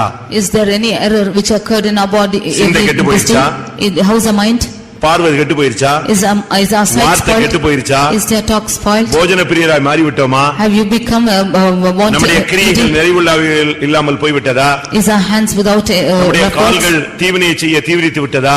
Have our feet going to do evil? நம்முடைய இருதயத்தின் நினைவுகள் பொல்லாதாய் மாறி விட்டதா? Is our heart become evil? இது நீ உட்கார்ந்து டெய்லி சர்வ அங்கத்தையும் தகன பலியா ஒப்பு கொடுக்கணும். You have to yield every day, offering your whole self. ஒவ்வொரு நாளும் சர்வாங்க தகன பலி நீ செலுத்தியே ஆகணும். Every day you should offer this burnt offering. அதனுடைய இன்னொரு அர்த்தம் சுத்திகரிப்பை காண்பிக்கிறது. The next meaning is sanctifying yourself. Daily நீ ஒரு காத்திருப்பு கூட்டம் மாதிரி ஒரு சுத்திகரிப்பு கூட்டத்தை உனக்குள்ளேயே நீ செய்யணும். Every day like a tarrying meeting you should sanctify yourself. நீ ஒரு தேவனுடைய ஆலயம். You are the temple of God. உனக்குள்ள ஒரு பலி செலுத்தப்பட்டு கொண்டே இருக்கணும். And the offering should be offered every day. உனக்குள்ளேயே ஒரு நடைமுறை சுத்திகரிப்பு நடக்கணும். There should be always a repeated இப்ப நான் பிரசங்கம் பண்ணிட்டு இருக்கேன். I am preaching now. இப்ப நீங்க எல்லாம் கேட்டுட்டு இருக்கீங்க. And you are hearing. இப்ப நம்ம எல்லாரும் அவங்கவங்க பணியை செஞ்சுக்கிட்டு இருக்கோம். இதுக்கு உள்ள தேவன் சிருஷ்டித்ததான இந்த அவயவங்கள் தன்னுடைய வேலையை செஞ்சுட்டே இருக்கு. செஞ்சுக்கிட்டே இருக்கு. We are all doing our own works, but in between this, the Lord who has created this body, it's doing its work. Heart அழகா ஃபங்க்ஷன் பண்ணிட்டே இருக்கு. The heart is functioning like that. சரீரத்துல சுத்திகரிப்பு ரத்த சுத்திகரிப்பு நிஞ்சிட்டே இருக்கு. நடந்துகிட்டே இருக்கு. And the blood is sanctified in the body. நம்ம சாப்பிட்டதெல்லாம் ஜீரணம் ஆகிட்டே இருக்கு. All what we have eaten is digesting. அது நாம பேசுறோம் சிரிக்கிறோம் ஓடுறோம். ஆனா தேவன் ஏற்படுத்தி வைத்த அந்த அமைப்பு ஒரு தவறு இல்லாம அழகா நடந்துகிட்டே இருக்கு. We are speaking, laughing and running, but the members of our body are doing its duties as it is. Heart எப்ப ஃபங்க்ஷன் நிப்பாட்டுதோ அப்போ இவன் செத்துட்டான் அர்த்தம். When the heart is stopping its function, he is dead. அதுபோல என்னைக்கு ஒரு விசுவாசி சுத்திகரிப்பு நிறுத்தினானோ அன்னைக்கு அவன் செத்துட்டான். ஆவிக்குரிய மரணம் வந்துருச்சுன்னு அர்த்தம். Like this, whenever a believer is stopping his sanctification, he is spiritually dead. Daily ஒரு சுத்திகரிப்பு உனக்குள்ள நடக்கணும். Every day there should be sanctification in you. படுக்கைக்கு போறியா உன் கூட ஆண்டவர் இருக்காரான்னு பாரு. Before going to sleep, you check out if Jesus is there with you. போனவனே ஸ்தோத்திரம் ஸ்தோத்திரம் என் ஆத்துமாவே கர்த்தரை ஸ்தோத்திரின்ற கூட.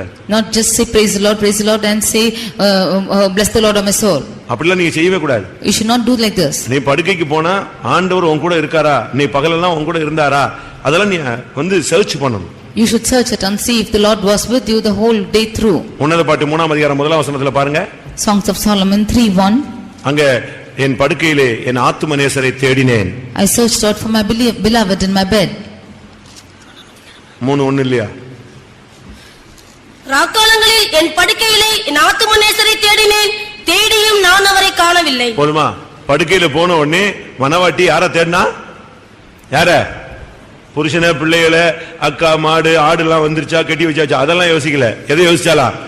அவ மைண்ட்ல ஆத்தும நேசரை தேடினாள். In the bed, in her mind, the bride sought for the beloved. இப்ப ஆத்தும நேசரை காணோம். Now she is not finding the beloved. சரி ஸ்தோத்திரம் காலையில வருவாங்க அப்படினு பேசாம படுத்துக்கல. She did not say praise Lord, he'll come in the morning. உடனே தேடினாள். Immediately she searched. உடனே புறப்பட்டு போனா, நகரத்துக்கு போனா. Immediately she went to the city. காவலாளர்களை பார்த்து கேட்டா என் ஆத்தும நேசரை கண்டீர்களா? She saw the guards and asked him if they saw him. இன்னும் கொஞ்ச தூரம் போனாள். And she went a little farther. சந்துகளில் போனாள். And she went into the streets. And she went into இதெல்லாம் எதை காண்பிக்கிறது? What is all the சுத்திகரிப்பின் அனுபவங்கள். It shows the experience of sanctification. ஒருத்தன் எங்க காசை தொலைச்சானோ அந்த இடத்துக்குலாம் போவான். He will go and seek in the place where he's lost the money. Purse எங்க தொலைச்சிட்டீங்கன்னு வெச்சுக்கோங்களேன். If you lost your purse, இப்போ திருப்பி கூட்டம் முடிஞ்ச உடனே எங்க போவீங்க? After the meeting where will you go? நேரா வீட்டுக்கு போக மாட்டீங்க.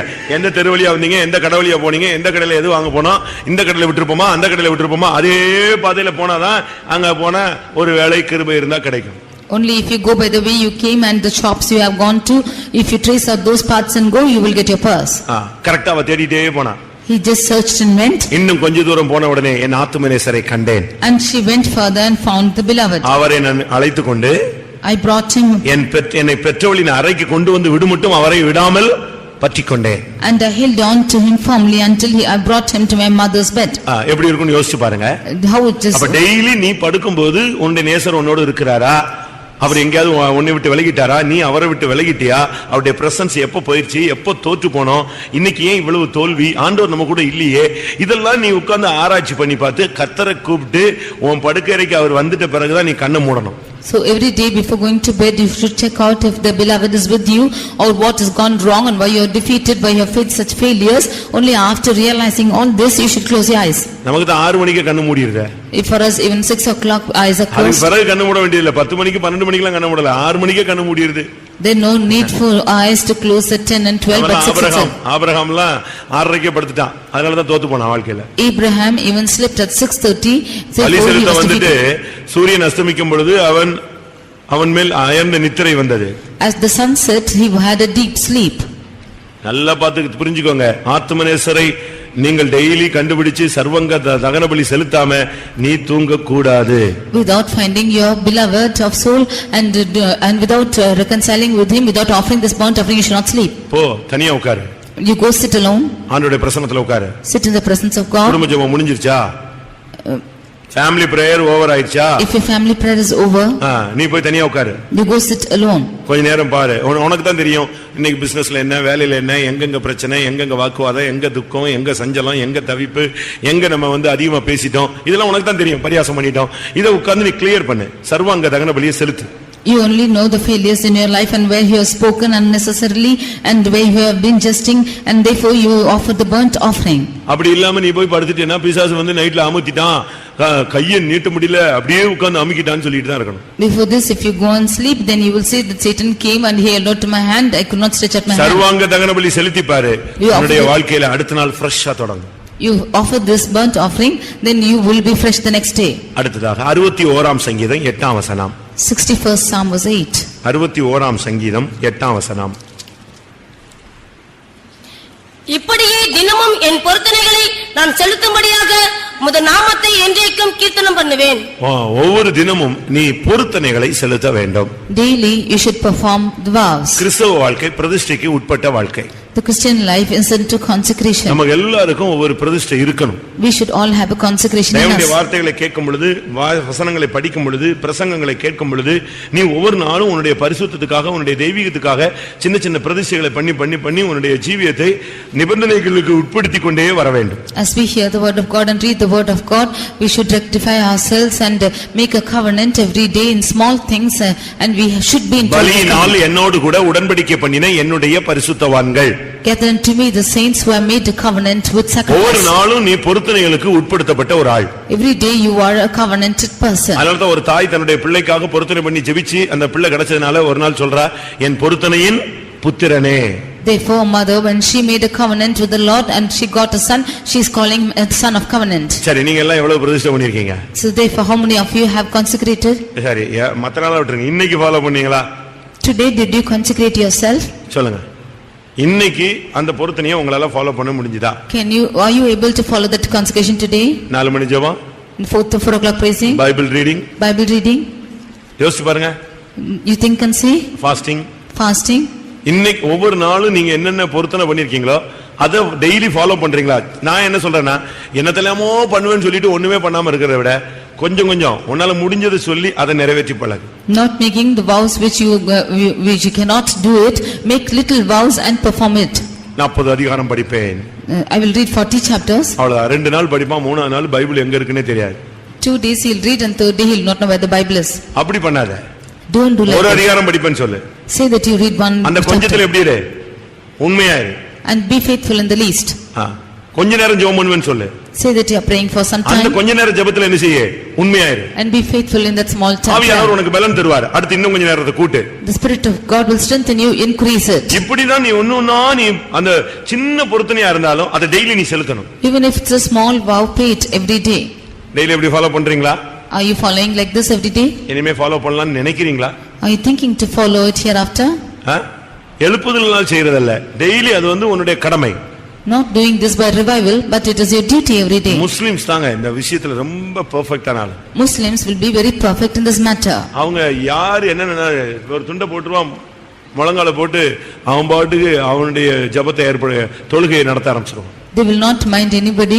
They will just spread out their towel and they will sit and they will worship. நம்ம அந்த டைமை நம்ம கீப் அப் பண்றோமா பாருங்க. Are we keeping up to our timings? கரெக்ட்டா நீங்க உங்களுடைய பொருத்தனைகளை விடவே கூடாது. பொருத்தனைகளை விட்டுட்டீங்கனாலே தோத்துட்டீங்கன்னு அர்த்தம். You should not leave your vows. If you are leaving so, then you are failed. உங்களுடைய வயதுக்கு, உங்களுடைய தகுதிக்கு, உங்களுடைய ஆன்மீக அழைப்புக்கு, உங்களுடைய தெரிந்து கொள்வதற்கு, உங்கள் தலையின் மேல இருக்கிற அபிஷேகத்துக்கு, ஆவியானவர் உன்னோடு இடைபடுகிற விதங்களுக்கு ஏற்றவனமாக நீ பொருத்தனை பண்ணி இருக்க வேண்டும். According to your strength, according to your calling, according to the anointing and that he has given you, you should make your vows. அந்த விஷயத்துல நீ கரெக்ட்டா இருக்கணும். You should be very correct in this. அதனால தான் நான் என்ன சொல்றேன்னா, ரொம்ப பெரிய காரியத்தை சொல்லிட்டு செய்ய முடியாம தடுமாறதை விட உன்னால முடிஞ்சதை செய். More than doing great things and you are stumbling without able to perform it, you made the small vows. உனக்கு 10,000 ரூபாய் கொடுக்கக்கூடிய அறிவும் இல்ல, அந்த மனப்பக்குவம் இல்ல, அவ்வளவு கொடுக்கணுமா அப்படின்னா நீ 100 ரூபாய் கொடுப்பேன்னு பிரதிஷ்டை பண்ணு. If you do not have the mind to or the capacity to give 10,000, you make a vow to give 100. நீ ஏன் போட்டுட்டு கொடுப்பேன்னு சொல்லிட்டு கொடுக்க முடியாம அப்படியே சோத்திரம் சோத்திரம் சோத்திரம் இவ்வளவா கொடுக்கணும், சோத்திரம் சோத்திரம் சோத்திரம் அப்படிலாம் நீ யோசிக்க வேண்டிய அவசியம் இல்ல. You need not make a vow like this and not able to pay and say praise the Lord and think like this. உன்னுடைய சின்ன பொருத்தனையோ பெரிய பொருத்தனையோ தேவன் அதை கேட்கிறார். May it be a small or a great vow, God is hearing it. நீ பண்ணின பொருத்தனை உன்மேல் இருக்கிறது. The vows that you have made is upon you. அப்படிதான் பைபிள் சொல்லுது. That is how the word of God says. நீ பொருத்தனை பண்ணா அதை கேட்கிறாரா? When you make a vow, he is hearing it. அடுத்து அந்த பொருத்தனை எல்லாம் உன் தலைமையில தான் இருக்கு. And all the vows are upon your head. அது நீ தான் நிறைவேற்றணும். and it will direct you. அது இன்னொரு ஆள் வந்து நிறைவேற்ற முடியாது. And you cannot in addition perform it. சரிதானா? 61ஆம் சங்கீதத்துல பாருங்க. Reading in 61st Psalm. 5:58. 5. தேவனே நீர் என் பொருத்தனைகளை கேட்டீர். 56ஆம் சங்கீதம் 12ஆம் வசனம். 56:12. தேவனே நான் உமக்கு பண்ணின பொருத்தனைகள் என் மேல் இருக்கிறது. ஆமா, நீ பண்ண பொருத்தனை உன் மேல தான் இருக்கும்.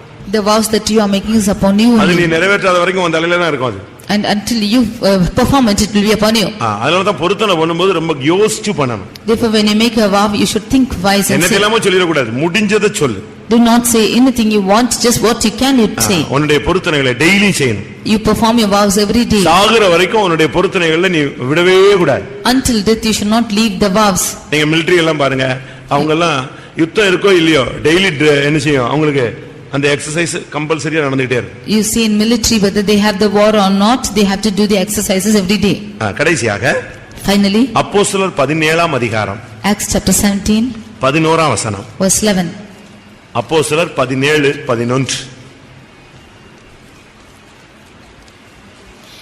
அந்த பட்டணத்தார் மனோவாஞ்சையாய் வசனத்தை ஏற்றுக்கொண்டு காரியங்கள் இப்படி இருக்கிறதா என்று தினந்தோறும் வேத வாக்கியங்களை ஆராய்ந்து பார்த்ததினால் தெசலோனிக்கேயில் உள்ளவர்களை பார்க்கிலும் நற்குணசாலிகளாய் இருந்தார்கள். தினந்தோறும் வேத வாக்கியங்களை ஆராய்ந்து பார்த்தார்கள். They searched the scriptures daily. Daily அவங்க வந்து தினந்தோறும் அந்த வேத வசனங்களை ஆராய்ச்சி பண்ணிட்டே இருப்பான். இப்படியா அப்படின்னா அப்ப நம்ம கேரக்டர் மாத்தணும், அப்ப இது சரியில்லை, இதுல நம்ம மாத்திக்கணும். இப்படியே மாத்தி மாத்தி மாத்தி அவங்க ஆராய்ந்து பார்த்து கடைசியாக நற்குணசாலிகளாக மாறிவிட்டார்கள். Every day they kept searching the scriptures whether it is good or bad, and they searched their lives accordingly, and they became all good people. 3 அனுபவம் இருக்கு. There are 3 experiences. ஒன்று பைபிளை சும்மா வாசிப்பது. One thing is just reading the Bible. இரண்டாவது அந்த Bible வசனத்தை தியானம் பண்ணுது. Nextly meditating on the word. மூன்றாவது அந்த வசனத்தை ஆராய்ந்து பார்ப்பது. And thirdly searching the scriptures. நெகேமியா 8:18 பார்க்கும் பொழுது Nehemiah 8:18 அந்த நியாயப்பிரமாண புத்தகம் தினந்தோறும் வாசிக்கப்பட்டது. That book of law was read every day. உனக்கு புரியுதோ புரியலையோ டெய்லி அதை வாசிச்சு. Whether you understand or not, read it every day. ஒரு லிமிட்டுக்கு பிறகு சங்கீதம் 1:2 முதலாம் சங்கீதம் 2ஆம் வசனத்தின்படி இரவும் பகலும் அதை தியானம் பண்ண ஆரம்பி. After a certain limit you have to meditate on these words as in Psalm 1:2. மூன்றாவது அப்போஸ்தலர் 17:11 தினந்தோறும் அதை ஆராய்ச்சி பண்ணு. And according to Acts 17:11 you have to search the scriptures every day. அப்பொழுது நீ நற்குணசாலியாய் மாறுவாய். Then shall you become more noble. அப்பொழுது நீ தேவனுடைய மகிமையை காண்பாய். You can then see the glory of God. அப்படிதான் சங்கீதத்துல சொல்லி இருக்கிறது, வேத வசனங்களை ஆராய்ச்சி பண்ணும்படியாக உம்முடைய மகிமையை பார்க்கும்படியாக என்று அங்கே சொல்லப்பட்டிருக்கிறது. That is how in Psalm you see that it is written, I delight to see thy glory and search the scriptures. தேவனுடைய பிள்ளை தினமும் செய்ய வேண்டிய 8 பணிகள். There are 8 duties that a child of God should do daily. ஒன்று மாம்சத்திலே பாவத்துக்கு மரிப்பது. One thing in his flesh dying daily. இரண்டாவது தினமும் சிலுவையை சுமப்பது. Secondly carrying the cross daily. மூன்றாவது தேவாலயத்தை தினமும் போய் பார்ப்பது, சந்திப்பது, தேவ சமூகத்தை போய் தரித்திருப்பது. Thirdly going to the temple of God and tarrying the presence of God daily. நான்காவது ஜெப வாழ்விலே தினமும் அபியாசப்படுத்துவது. Fourthly practicing the prayer every day. ஐந்தாவது தேவ சித்தத்தை அறிந்து செயல்படுத்துவது. Fifthly acknowledging the will of God and doing it. ஆறாவது சர்வாங்க தகன பலியாய் தினமும் தன்னை ஒப்புக்கொடுப்பது. Sixthly offering as a whole burnt offering every day. ஏழாவது தேவனிடத்திலே பண்ண பொருத்தனைகளை தினமும் நிறைவேற்றுவது. And seventhly performing the vows which he has made every day to God. எட்டாவது வேத வசனத்தை வாசிப்பது, தியானம் பண்ணுவது, அதை ஆராய்ச்சி பண்ணுவது. Eighthly reading the word, meditating and searching the scriptures. நம்ம இப்படி டெய்லி 8 காரியத்தை செஞ்சிட்டு இருக்கும்போது பிசாசு என்ன செய்யறான் தெரியுமா? When we are doing all these 8 things every day, what does Satan do? தானியேல் இப்ப பிசாசு செய்யற 2 காரியத்தை சொல்லுகிறேன். I tell you of 2 things which Satan is doing. தானியேல் 1ஆம் அதிகாரம் 5ஆம் வசனம். Daniel 1st chapter verse 5. இந்த ராஜா என்ன பண்ணான் தெரியுமா? அந்நிய நேபுகாத்நேச்சாரு பாபிலோனின் ராஜா டெய்லி இந்த ஜனத்துக்கு போஜனத்தை கொடுக்கிறது தான் அவனுடைய வேலை. Every day the duty of Nebuchadnezzar king of Babylon was to feed the people with food every day. ராஜா தான் உண்ணும் போஜனத்திலேயும் தான் குடிக்கும் திராட்சரசத்திலேயும் தினம் ஒரு பங்கை அவர்களுக்கு நியமித்து தினமும் ஒரு பங்கை நியமித்து இந்த சாத்ராக், மேஷாக், ஆபேத்நேகோ, தானியேல் இவங்களுக்கு கொடுத்து எப்படியாவது இவங்களை தீட்டுப்படுத்தணுங்கிறது அவனுடைய mind. It was in his mind to provide food every day to the Shadrach, Meshach and Abednego and defile them. அதுபோல Like this, பிசாசு என்ன செய்றான் தெரியுமா? what does Satan do? இப்பிரபஞ்சத்தின் அதிபதி என்ன செய்றான் தெரியுமா? The one who is வான மண்டலங்களில் உள்ள பொல்லாத ஆவிகளுடைய சேனை என்ன செய்யுது தெரியுமா? the host of evil forces in daily heaven. நம்ம தீட்டுப்படுத்துறதுக்கு ஏதாவது ஒண்ணு செஞ்சுக்கிட்டே இருப்பான். Every day he is doing something to defile us. உன்னை கோபம் மூட்டுற மாதிரி, He is someone wanting to உன்னுடைய anger ஆசையை தூண்டுற மாதிரி, you in order to increase your lust, உன்னுடைய இச்சைகளை தூண்டுற மாதிரி, in order to increase your desires, மனித மாம்சீக நேசங்களை கொண்டு வந்து and bringing in carnal affections, பணத்தின் மேல ஆசையை கொடுத்து and making you lust after சரீர money, இச்சைகளை உனக்குள்ளே உண்டு பண்ணி and increasing the lust of உன் flesh in you, எண்ணங்களை சிதறடித்து and scratching your mind, போஜனத்தினால் உன்னை தீட்டுப்பட வைத்து and by your meat making to defile, உன்னை கரை உள்ளவனாய் மாற்றும்படியாக இந்த ஆவி இன்னொரு விதத்துல போராடிக்கிட்டே இருக்கு. and he is making you defiled in another way. சண்டை போட வைப்பான், He is making you to quarrel, வாக்குவாதம் பேச பண்ண he is வைப்பான், making you to நியாயம் பேச speak, வைப்பான், and he is making you to judge, குற்றஞ்சாட்ட வைப்பான், he is making to accuse, கேள்வி கேட்க வைப்பான். he is making you to question. இதெல்லாம் நீ நினைக்கிறது பெரிய திறமைன்னு, இது திறமை இல்ல, அவன் உன்னை ஆபரேட் பண்றான்னு அர்த்தம். These are not your talents, but he is operating you. அவன் பாருங்க தினமும் அந்த ராஜா தன்னுடைய சாப்பாட்டுல இருந்து ஒரு போர்ஷன் அனுப்பி அவங்களுக்கு கொடுன்னு சொல்றது. You see that king is giving him a daily provision of the king's meat and giving them. Daily உன்னை தீட்டுப்படுத்துறதுக்கு ஏதாவது வழி இருக்கான்னு அவன் ட்ரை பண்ணிட்டே இருக்கான். He is trying us to the ways that he can defile you every day. இந்த 4 பேர் மட்டும்தான் அதுல இருந்து தப்புனாங்க, மத்தவங்க எல்லாம் நல்லா சாப்பிட்டு கொழுத்து போய் தான் இருந்தாங்க. Only these 4 of them escaped to him, all the others ate well and went. உங்கள் எத்தனை பேருக்கு இப்படிப்பட்ட பிசாசுடைய தாக்குதலை நீங்க ஃபீல் பண்றீங்க? How many of you are feeling the attack of Satan like this? இரண்டாவதாக, Secondly, நியாயாதிபதிகள் 16:16, Judges 16:16. அங்கே அந்த தெலீலாள் அந்த சிம்சோனை தினம்தோறும் வேதனைப்படுத்தினார். We see that Delilah is troubling this Samson every day. இப்படி அவனை தினம் தினம் தன் வார்த்தைகளினாலே நெருக்கி அலட்டிக் கொண்டிருந்ததினால் சாகத்தக்கதாய் அவனை ஆத்துமா விசனப்பட்டு. பாருங்க, சிம்சோன் எவ்வளவு பெரிய வல்லமை உள்ள ஆள் தெரியுமா? You know what a எவ்வளவு வல்லமையுள்ள ஒரு மனிதன், what a powerful man was Samson. வல்லமையான ஒரு மனிதனை டெய்லி போட்டு அந்த பெண்ணு தினந்தோறும் அவனை அலட்டிக்கிட்டே இருக்கிறது, பிரச்சனையை கிளப்பிக்கிட்டே இருக்கிறது. This girl is always bringing in problems every day and urging him like this. மனைவி மாதிரிலாம் தெலீலா மாதிரி மாறக்கூடாது. And all the wives should not be like Delilah. சில புருஷன் மாதிரி தெலீலா மாதிரி மாறிடுவாங்க. Some of the husbands are like Delilah. Daily ப்ராப்ளத்தை கிளப்பிட்டே இருப்பான். இப்படி செஞ்சா தப்பு, அப்படி செஞ்சா தப்பு, அது செஞ்சா தப்பு, இதை செஞ்சா தப்பு, ஒரே காரியத்தை டேப் ரிகார்ட் மாதிரி புலம்பிட்டே இருப்பாங்க. Every day they keep repeating, saying whether you do this or that you are wrong, and somehow they keep commenting on it. அவள் தினந்தோறும் அவனை அலட்டி அலட்டி அலட்டி அவனை போட்டு உருட்டி கடைசியில அவன் சாகத்தக்கதாக ஆத்மாவில விசனப்பட்டு தாம் பிரதிஷ்டையை வெளியே சொல்லிட்டான். She pressed him daily with her words, and that his soul was vexed to death. He told her what his secret was. நம்மள யாராவது அப்படி ஆளு இருக்கா? Is there any person like that in us? இப்படிப்பட்ட ஆளை பார்த்தா சபையில ஒழிச்சிரணும் அந்த ஆளு. If there is such a person in the church, you should destroy them. இது ஒரு ஆவி, பிசாசுனுடைய ஆவி. This is a spirit of devil. தினம் தினம் அலட்டி கொண்டே இருக்கிற, ஒரே மேட்டரை பேசி பேசி பேசி பேசி பேசி பேசி அப்படி யாராவது அந்த ஆவியா தெலீலா ஆவியா இருக்குல்ல இருக்கா?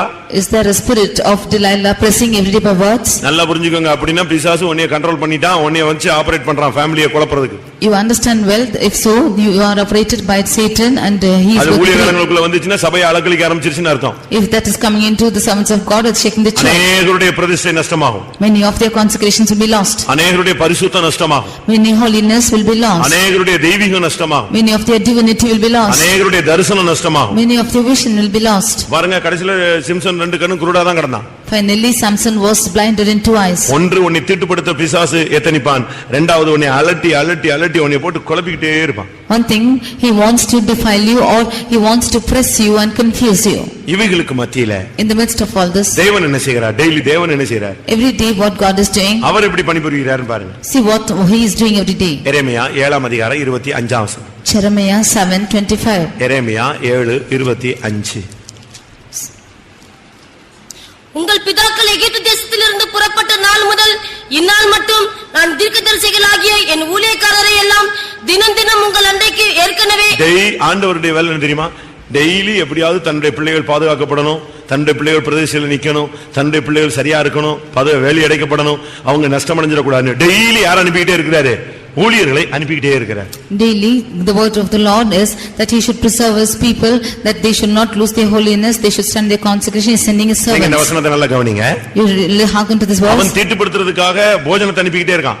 He is sending food that he might defile. தீட்டுப்படுத்துறதுக்காக அவனை விளைவிக்கிறதுக்காக பெண்களை அனுப்பிக்கிட்டே இருக்கிறான். He is sending girls that he might defile them and making the fall.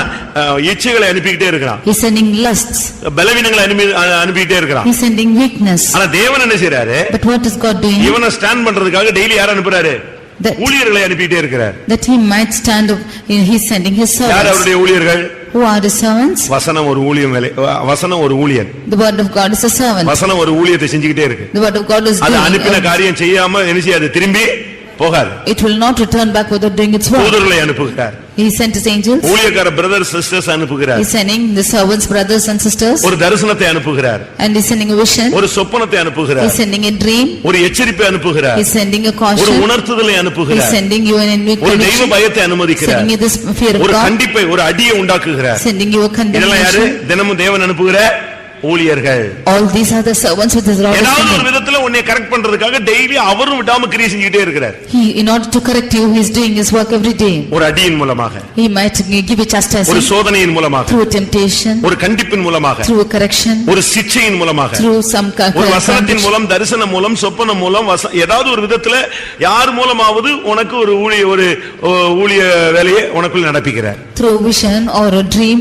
or anything else, through his word, he is somehow doing his work. அப்படி daily எப்படியாவது தேவனுடைய வல்லமையை நீங்கள் சந்திக்கிறீர்களா? Are you facing such powers every day? ஒரு உணர்வு வருதா? Is there a conviction? ஒரு பயம் வருதா?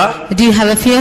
ஒரு இருதயம் குத்துதல் உண்டாகுதா? Do you have a pricking of heart? அப்படி ஒண்ணுமே இல்லைன்னா உனக்கு அவர் அனுப்புற ஆள் வந்து சேரலன்னு அர்த்தம். If so, the person who is sending is not coming to you. நீ அவுட் ஆஃப் ரேஞ்சில இருக்கிற. You are out of range. கட்டுப்பாடற்ற பகுதியில நீ போய் விட்டாய். You have gone beyond control. தொடர்பு எல்லைக்கு வெளியே போய் விட்டாய். You have gone beyond the reach. தேவனை விட்டு நீ ரொம்ப தூரம் போயிட்டேன்னு அர்த்தம். You have gone far from God. அவர் விடவே மாட்டார். உனக்காக எதையாவது அனுப்பிட்டே இருப்பார். He is not leaving you, sending something or the other. இரண்டாவது அவர் என்ன செய்றார் தெரியுமா? Secondly, what does he do? அப்போஸ்தலர் 2:47 படி ரட்சிக்கப்படுகிறவர்களை சபையிலே சேர்த்துக்கொண்டே வருகிறார். Acts 2:47, he is adding together to the church the ones who are saved. தேவனை துதித்து ஜனங்கள் எல்லாரிடத்திலும் அதுதான் வாசிங்க. தயவு பெற்றிருந்தார்கள். ரட்சிக்கப்படுகிறவர்களை கர்த்தர் அனுதினமும் சபையிலே சேர்த்துக் கொண்டு வந்தார். ரட்சிக்கப்படுகிறவர்களை கர்த்தர் சபையிலே அனுதினமும் சேர்த்துக்கொண்டே வந்தார். He was adding to the church daily. ஆத்துமாக்களை சேர்க்கிறது, ஜெபிக்கிறது நம்முடைய பகுதி. சேர்ப்பது யாருடைய பகுதி? டெய்லி தேவன் தான் அந்த வேலையை செய்றார். It is the part of us to pray, but it's the part of God to add people to the church daily. Daily சேர்த்தாராம். He added daily. ஆரம்ப காலங்களில் பாருங்க தேவனுடைய கிரியை எவ்வளவு மகத்தாக இருந்தது. See how great was the work of God in the beginning days. பாருங்க தேவன் தன்னுடைய வேலையை செய்றார், பிசாசு தன்னுடைய வேலையை செய்றான், சிருஷ்டிகள் எல்லாம் தன்னுடைய வேலையை செய்து நாம் நம்முடைய வேலையை செய்றோமா? When God is doing his work, Satan is doing his work, the creations are all doing his work. Daily தேவன் தன்னுடைய ஊழியர்களை அனுப்புகிறார். Every day God is sending his servants. Daily பூமியிலே ஜனங்களை ரட்சித்துக் கொண்டே வருகிறார். Every day God is saving his people. இவைகளுக்கு மத்தியில டெய்லி ஜனத்தை தீட்டுப்படுத்த பிசாசு கிரியை செய்து கொண்டே இருக்கிறார். Every day in the midst of this, Satan is working to defile his உன்னுடைய people. பிரதிஷ்டையின் ஆழத்தை கண்டுபிடித்து உன்னை விளைவிக்க முடியாது டெய்லி உன்னை அலட்டிக் கொண்டே இருக்கிறார். He is tormenting you to diminish your சர்வ சிருஷ்டியும் தேவனுக்காக தினந்தோறும் பணி செய்து கொண்டே வருகிறது. The whole creation is doing its work every day to ஆனால் God. நீயும் நானும் தினந்தோறும் நாம் செய்ய வேண்டிய காரியங்களை செய்கிறோமா? But are we doing the work every day what we have to do? காலையில சாப்பிட்டுறோம், காபி குடிச்சிடுறோம், பல்லு விளக்கிறோம், பரப்பிட்டுறோம், இதெல்லாம் கரெக்டா செஞ்சிடறோம். We are eating in the morning and drinking coffee, we are brushing our teeth and ஆனால் we are அனுதினம் dressing. மாம்சத்துக்கு பாவத்துக்கு சாகிறோமா? But are we dying to the flesh and அனுதினம் lust? தேவன் நியமித்த சிலுவையை சுமக்கிறோமா? Are we carrying the cross daily? அனுதினம் தேவ சமூகத்துக்கு வருகிறோமா? Are we coming to the presence of God daily? அனுதினம் தேவ ஜெபத்தில் தரித்திருக்கிறோமா? Are we tarrying in prayer every day? அனுதினம் தேவ சித்தம் செய்கிறோமா? Are we doing the will of God daily? அனுதினம் சர்வாங்க தகன பலியாய் நம்மை பலியிட ஒப்புக் கொடுக்கிறோமா? Are we yielding ourselves for the burnt offering daily? நாம் பண்ணின பொருத்தனைகளை தினமும் நிறைவேற்றுகிறோமா? Are we paying the vows daily? Daily வேத வாக்கியங்களை ஆராய்ந்து பார்க்கிறோமா? Are we searching the scriptures daily? நற்குணசாலிகளாய் மாறிக்கொண்டு வருகிறோமா? Are we becoming noble? எல்லாரும் நம்மை தாழ்த்தி ஒப்புக் கொடுப்போம். Let us all humble ourselves. தினமும் நாம் இப்படிப்பட்ட காரியங்களிலே முன்னேறி வரும்படியாக தேவன் விரும்புகிறார். The Lord desires that we might progress in such things. இன்றிலிருந்தாவது நாம் ஒரு தீர்மானம் எடுப்போம். We shall make a determination today. இன்றிலிருந்தாவது நாம் ஒரு முடிவு எடுப்போம். Make an end today itself. இன்றிலிருந்தாவது ஒரு சரியான பிரதிஷ்டைகளை புதுப்பித்துக் கொள்வோம். You renew your consecrations today. வேத வசனங்களை நான் கேட்ட பொழுது தினமும் தினமும் நான் இப்படி செய்யும்படியாக என்னை சமர்ப்பிக்கிறேன். Lord, when I heard the word of God, every day offer myself to do this. எனக்கு கிருபை தாரும். You give me grace. நான் தினமும் செய்ய வேண்டிய காரியங்களை நான் செய்ய வேண்டும். I have to do the work which I have to do every சர்வ day. சிருஷ்டிகளும் உம்முடைய வார்த்தைக்கு கீழ்ப்படிந்து செயல்படுகிறது, தினமும் செயல்படுகிறது.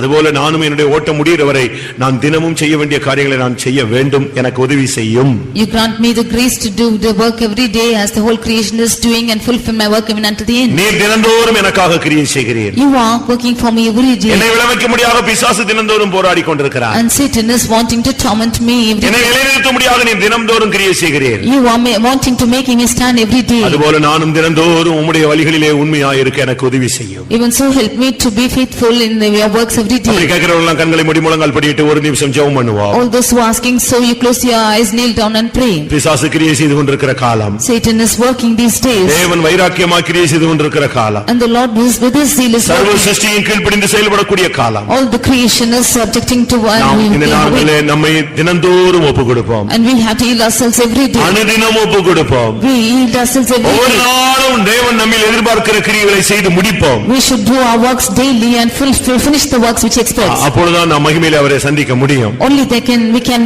கர்த்தாவே, நான் தினந்தோறும் செய்ய வேண்டிய காரியங்களை என்னை செய்ய பலப்படுத்தும் என்று கேளுங்கள். கர்த்தர் கிருபை தரப்போகிறார். You ask the Lord for his grace that he might strengthen you to do his works every day.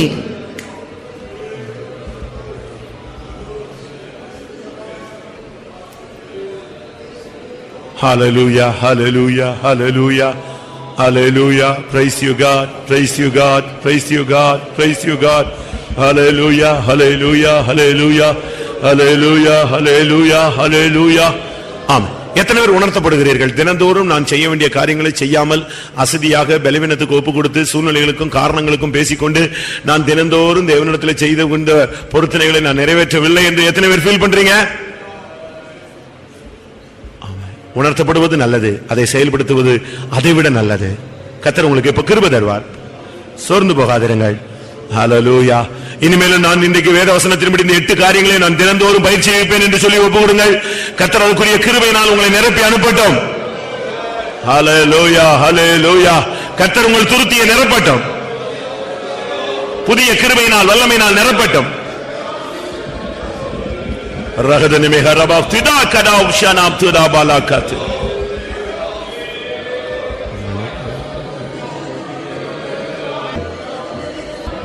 Praise him, praise him, praise him, praise him, praise him. Hallelujah. கிருபை, கிருபை, கிருபை. Hallelujah. திதா பாலாகரபா துதாபானியா. ஆமென். வசனத்தோடு கிருபை அனுப்புகிற தெய்வமே, சத்தியமும் கிருபையும் நிறைந்தவரே. Hallelujah. நாங்கள் தினந்தோறும் செய்ய வேண்டிய காரியங்களை கேட்டோம்.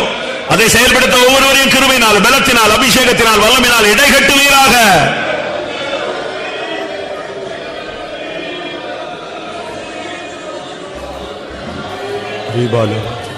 ஆம். கர்த்தருடைய சமூகத்துக்காய் ஸ்தோத்திரம் பண்ணுவோம். தினந்தோறும் நாம் செயல்படுத்த வேண்டிய காரியங்களை தேவன் நமக்கு போதித்தபடினால ஸ்தோத்திரம் பண்ணுவோம். அதை பயிற்சி வைக்க கிருபை தரும்படியாய் ஸ்தோத்திரம் பண்ணுவோம். ஸ்தோத்திரம், ஸ்தோத்திரம், ஸ்தோத்திரம், ஸ்தோத்திரம்.